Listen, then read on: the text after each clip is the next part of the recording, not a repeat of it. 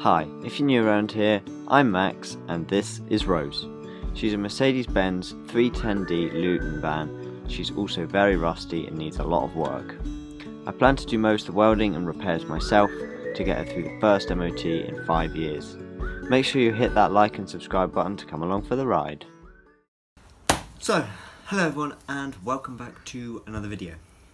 Now I apologise if the quality is awful because I'm currently recording on my phone because I've just come back from holiday from Egypt. You may have seen my little community post. If you don't get my community posts, I'm not sure how to sort of push them, but I think if they get more likes then they sort of get pushed more onto the homepage. So if ever you want to just check what I'm doing, just go to my channel and click the community tab, and if you like a few there or look at a few or interact with a few, I'm sure that will help, because that's how I communicate when I don't upload a video.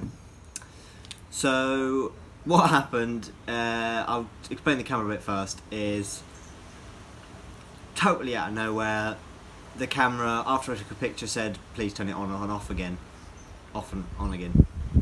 So I was like okay, and then did it again, then did it again, and then the shutter was just stuck down. And the please turn off and on again is quite a common thing with those G7s, Lumix G7s.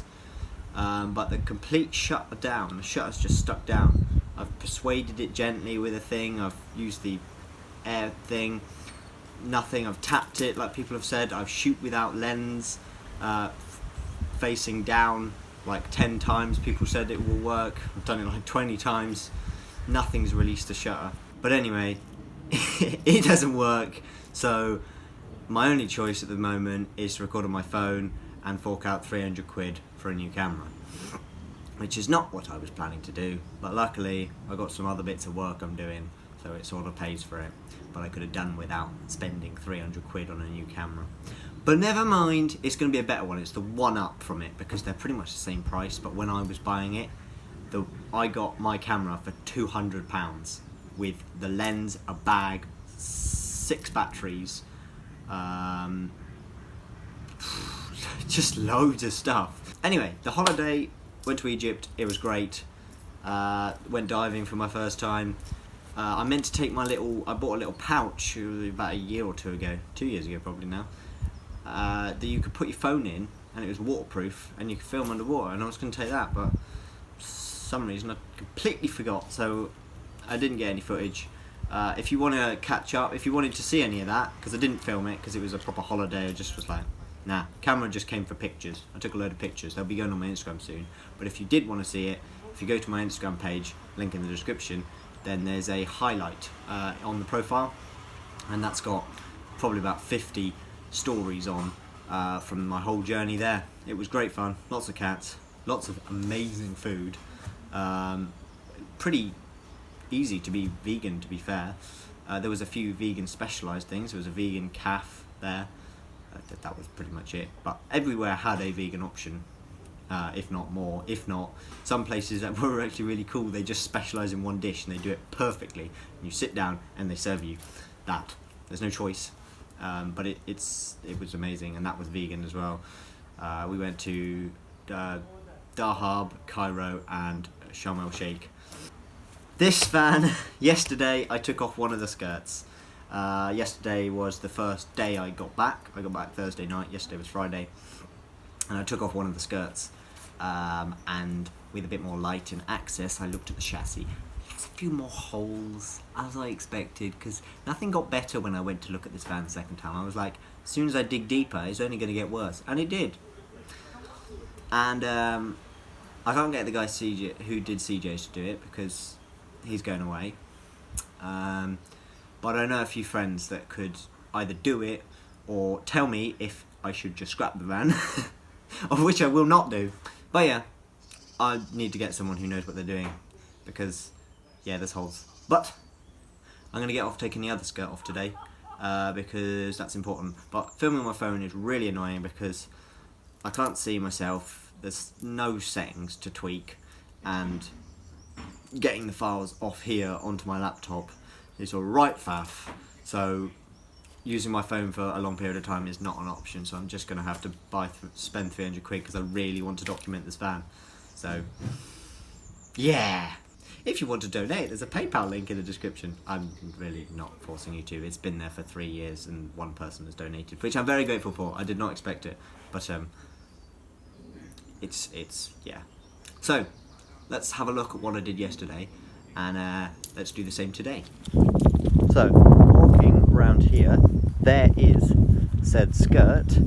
It wasn't too much of a mission. Just drill all the rivets out, give it a few whacks with a hammer, and then it had some supporting bars along the bottom, 3 of them, and they had like big headed rivets that you can't really drill out. They look more like a bolt, but they're definitely a rivet because I looked at the back. So because it's really thin sheet aluminium, I was able to just like tear through it. So that came off. And then new marker lights will be going on. I think I'll put 3 on just because I love my marker lights. And instead of having lights and reflectors, they will be light reflectors. Yeah, so, oh, and this is definitely staying. After watching the Roman Radford's video of the graphics change on those Happy Days van, I am really inclined to do a similar thing of, forget this bit because this bit's boring, but this bit I would love to have copy, and then I can paint this door. This is actually hand painted, so I probably won't get that again, but I would love to get that replicated, the identical, same font, same colours, same text, same everything, and just get it on this side and on the other side, because the guy painted over this one. So yeah, but here's the skirt before. As you can see, there's reflectors and lights, and I mean, this one ain't much of an orange reflector anymore. So yeah, and then yeah, around here, as you can see, no skirt. And they're the bits that held it on. They were obviously not like that, they were down there. I just bent them out of the way. Yeah, and this bit is the bad bit. As you can see, it needs a whole new bit in between the 2 leaf spring mounts. Yep.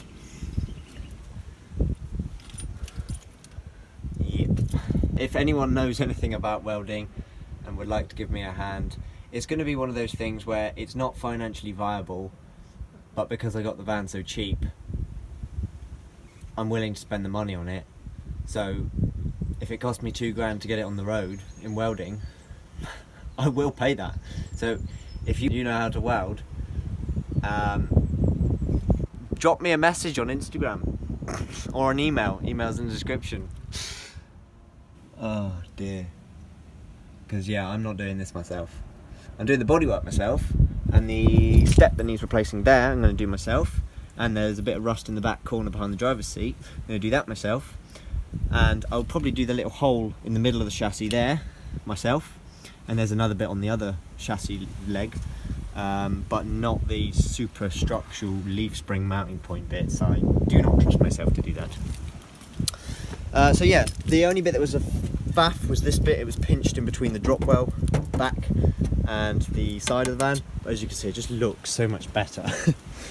This bit will come off, and I'm not sure about this bit because it's obviously quite a good mud flap. It's probably preserved it quite well, or maybe I get other mud flaps because it is just a bit of aluminium, as I just bent it then.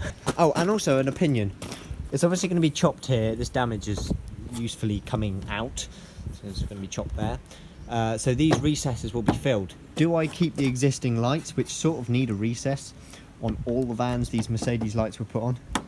And I do like the Mercedes lights, but then I'm also thinking, well, I could just get some nice like sort of slim profile LED ones. So let me know what you think about the lights. But yeah, let's get to taking this off. So all I'm doing with an 8mm drill bit is just drilling out all the rivets, and then once that's done, I get a crosshead screwdriver, like a PH2, just an old one, and just hammer in there, because I sort of want to keep this aluminium. You never know when aluminium might come in handy. So let's get cracking.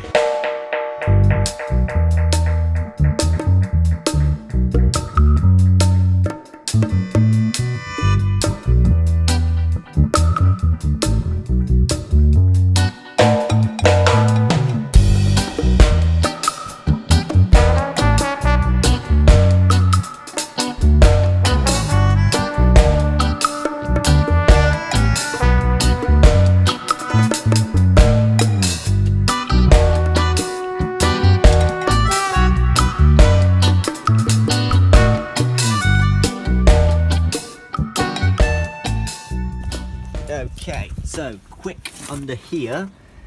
There is okay, solid. I'm going to buy a rust converter and hell of a lot of it and just slap loads of coats on it. I'm also going to jack to lift this body off a bit, and then I'll chock it up in the good places, because that's really solid there. That's like smooth bright. If I scrape that back, that would go back to the blue paint that you can see in places, like just there and there. So that's solid metal there. So I put a nice big block in of maybe 10 centimeters. I do this all on a weekend or 3 days that I've got free and it's not windy. I would strap it round as well, the chassis, just, you know, because it's a big box, as I'm not in a warehouse. And then I just take, because it's sandwiched metal as you can see, so I take that all out, rust convert the hell out of it. Obviously I'd check that there definitely is no holes, but I'm 99% sure there's no holes. This one is okay as well, and the mount is pretty solid. It's just got some flaky paint, it's not too bad. This one, however, oh, there's a patch here that I'm not going to bother touching, because that is all still lovely and solid, and it's not the worst patch. There were a few really dodgy patches on here. Over here there is, well, a lovely hole, but that again, with these points where they've been sandwiched metal, it's just created water traps and rusted like hell. So again, the whole thing will come up so there's a decent amount so we can weld in it, and probably best just to cut out a big patch of this and weld a new patch over the top. This bit has a tiny little hole, but as you can see there's some shiny silver there, so that's good metal. So again, just a small patch there. These shock and anti-roll bar mounts need new ones if I can find, if not fabricate. And then it needs a whole back plate in first, and then that going on the top. That I think's okay, that little hole. That one, not so. That's the bump stop, which I did say when I went to visit the van, so that needs like a whole new bottom bit where the bump stop is. So it needs like a whole U shape welded on, and then a new bump stop welded on. Wait, falling over. I saw someone on Instagram, they took the leaf springs apart because I think they just bolted together or something. And they shot blasted and repainted them. So I may do that to these, because they are fine, they're not snapped, they've still got plenty of bow in them, so they're probably okay. But they might need new bushes. You can see they're a bit cracked, whatever these are, and they're completely out of place. That one's non-existent. And then a repaint, and that would be good. Yeah, big, massive, huge, big, massive project. So yeah, but yeah, I'm going to need someone to do it for me. As I say, these bits I can do myself. It's just where it's literally on the leaf spring mounting point. I don't trust myself, because obviously chassis move and stuff with the weight strain, and I don't want to go chopping bits out if I'm chopping too much out, and then the chassis is just going to cave in on itself and stuff like that.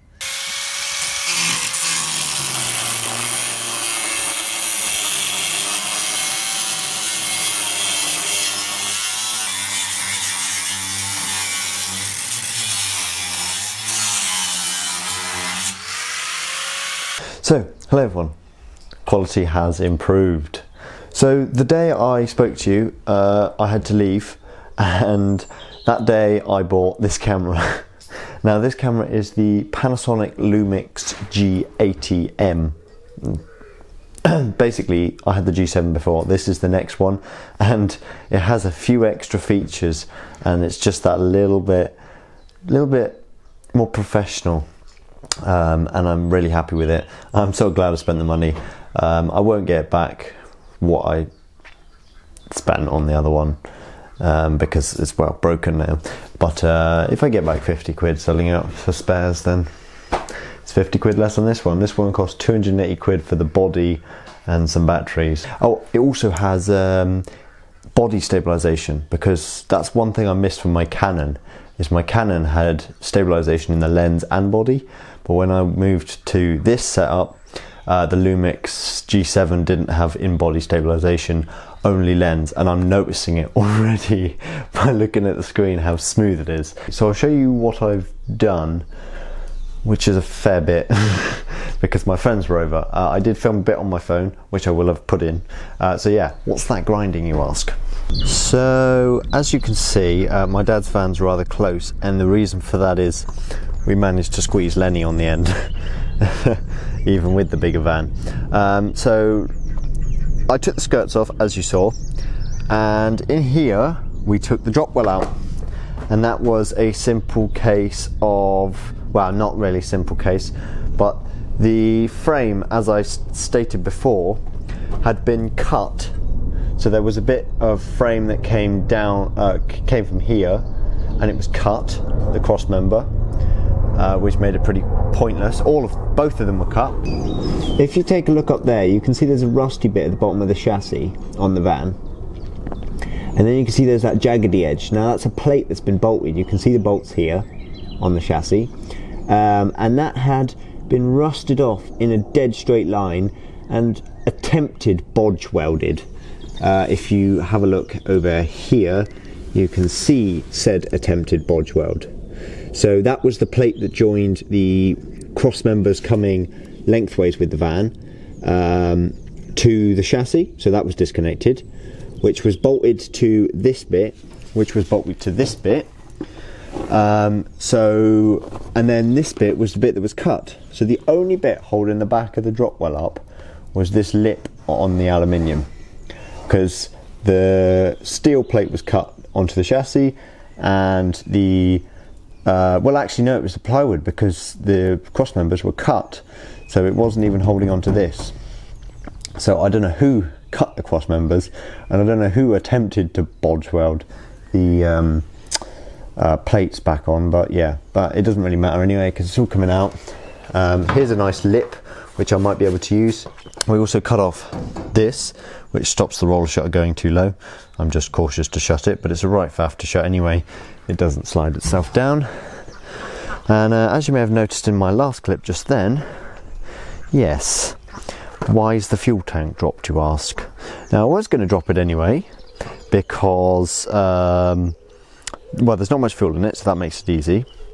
I wanted to clean the gauze inside, because I've seen some people had fuel problems because the gauze got blocked up. So I thought, well, I'll drop that. And then there's also a bit of rust there. Now that straight edge there, well, straightest edge, the separate bit is just a bit of angle iron welded onto the other side, but obviously it hasn't been welded on this lip at all, so water's got in and it's created more rust. So that's my first bit of chassis welding that I'm going to do, because it's a big, well, it's maybe not the first bit, but it's going to be a big bit that I'm going to do, because it is a big bit, but it's not within 30 centimeters of any structure mounting points. As I said, if these are class structural mounting points, which I don't think they are, let me know. But yeah, but basically what happened was I cleaned Lenny, and the floor was wet, and that was the day I took off the skirts where you saw. And then I came back from my trip the weekend, and this patch was here. I was like, what the hell's that? Well, I didn't. I was like, that's diesel. So I was like, well, that's great. I've obviously either punctured my tank or disturbed it, some dirt, and it's made a hole in my metal fuel tank. Turns out not. There's like these bits of nylon pipe that join that to the fuel sender and return, feed and return, and basically they only had one Jubilee clip, and it was that side, and well, they're so rusted, but it was so craply tightened anyway, you could just pull it off, pull all of them off. And the breather hose also just pulled off, and then this one just broke. That one was on a bit on there, and it was just hanging off, because you can't fit anything in there. So that's all coming off. I bought some more pipe. I'm going to rust convert this rust plate. I've looked, the gauze doesn't look too bad. I'm going to clean it. Comment down below.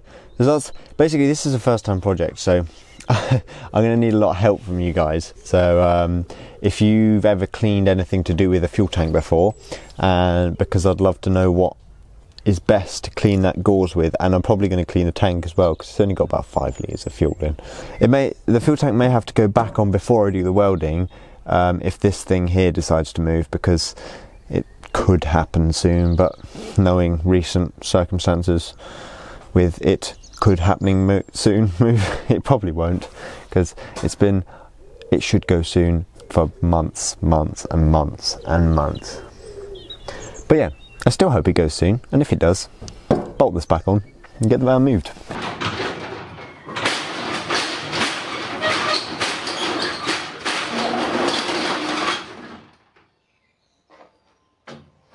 Hello everyone. That is why that roller shutter is going. So, obviously there's no floor, I showed you that already, but so I'm working on it today, and I just need to update you guys. What I was doing, I was just covered in black from rust. Let me show you what's been happening. So, I believe I mentioned about the leaky fuel tank. I can't remember what I filmed now, but which turned out to be the pipe.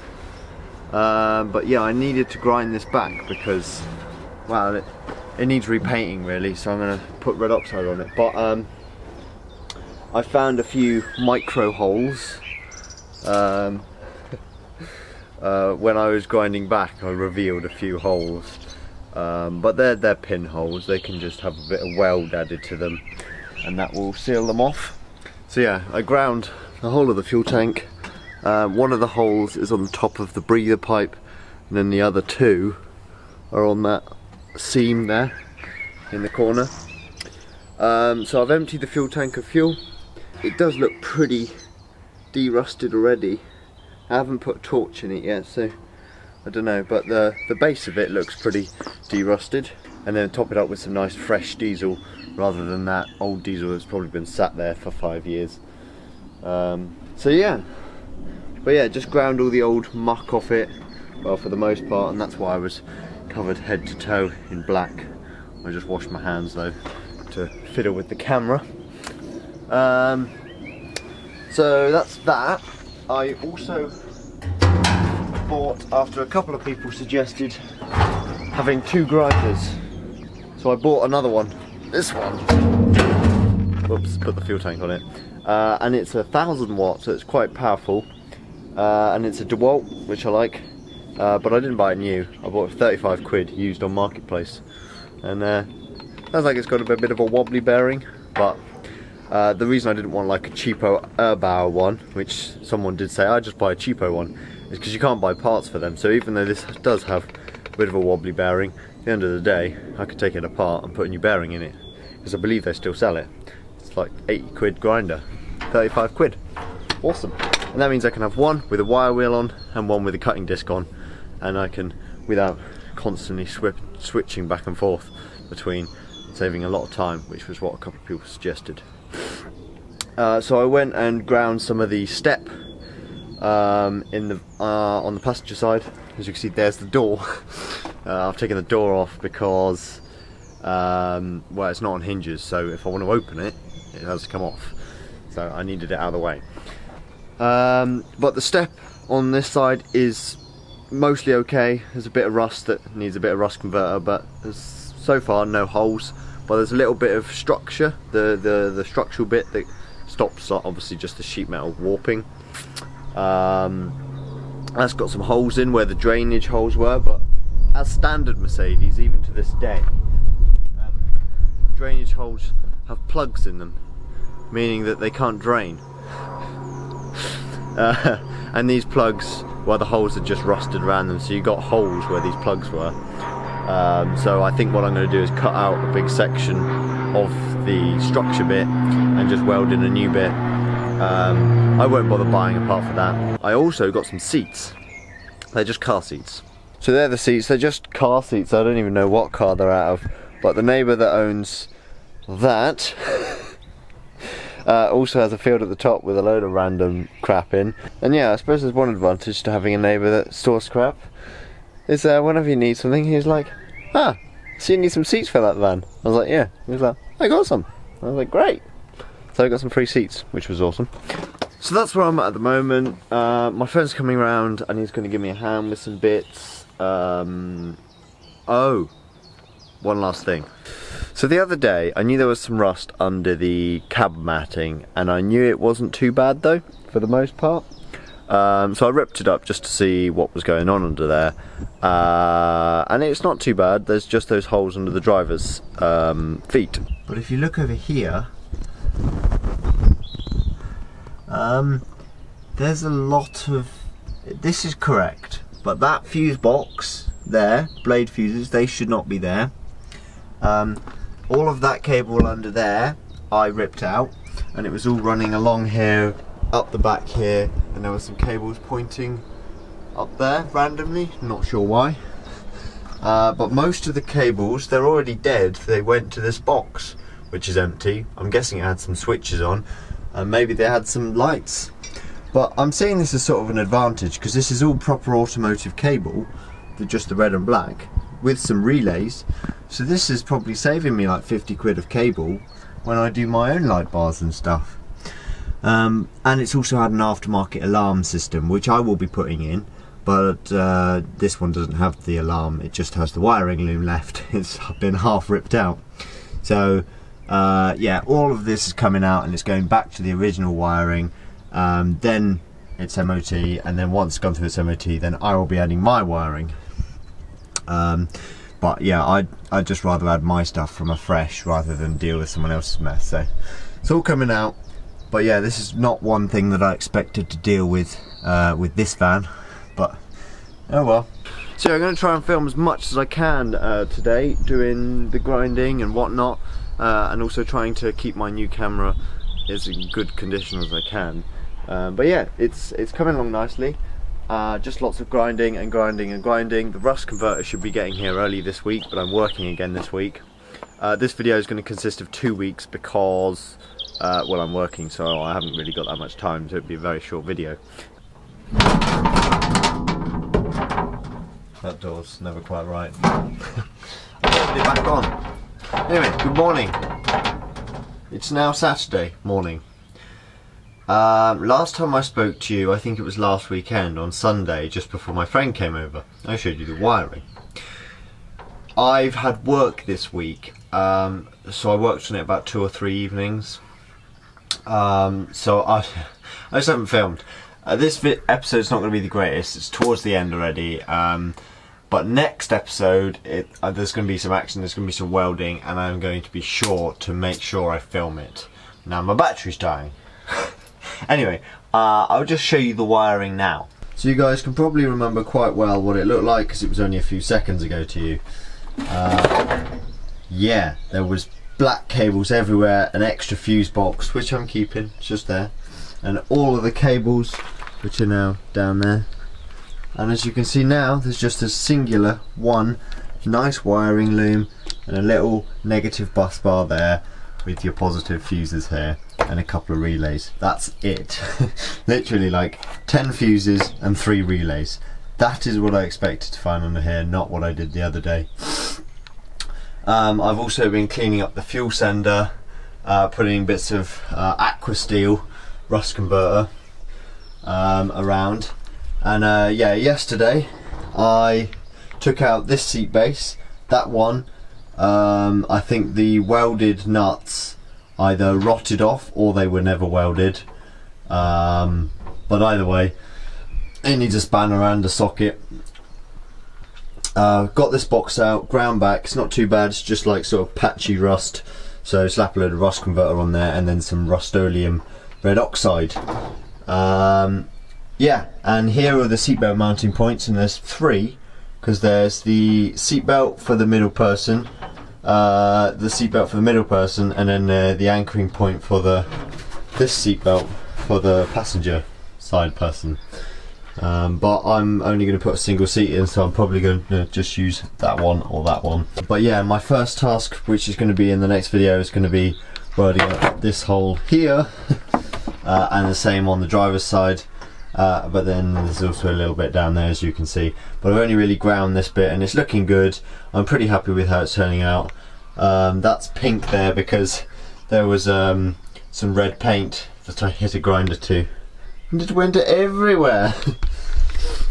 It literally covered me in paint and all my trousers. and everything. And the door card, yeah, everything just got covered in paint yesterday, which was rather annoying. But yeah, so that's all I've done this week. Again, I've been working and stuff, but that's it for work now. I'm not working the next week. Exciting stuff. So this video is going to go out in 2 days on Monday. So this is pretty much up-to-date progress. Obviously I didn't do that much because I was on holiday, and then I've been working, but now the fun really starts and I'm really excited to get some welding done. Sorry about that, the camera died.